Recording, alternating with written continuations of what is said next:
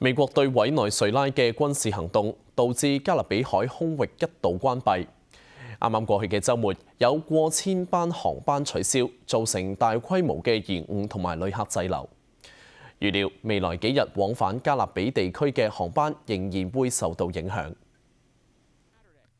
美軍喺上個星期六突襲委內瑞拉，美國聯邦航空管理局禁止商業航班飛越加勒比海大部分地區，影響波多黎各、美屬維京群島等機場。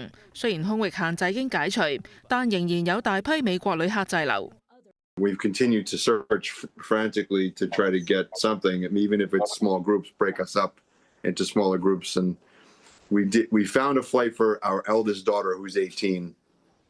We found a flight for her Tuesday, so she can go home a day earlier. One person's getting out Tuesday, the other 4 of us are booked for Wednesday. 上個星期六有大約1100班往返加勒比海地區嘅航班取消，其中聖胡安機場就有400班。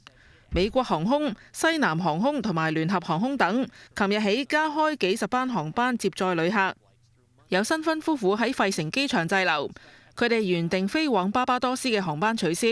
This weekend of all weekends for my honeymoon to be canceled. Our flight was supposed to leave at 8 o'clock this morning, so we were here at about 5:30, and then it just kept getting delayed, and it wasn't until about 11 o'clock when we found out that it was truly canceled at that time.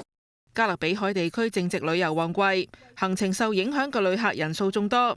由於關閉領空屬政府決定，航空公司無需賠償俾旅客，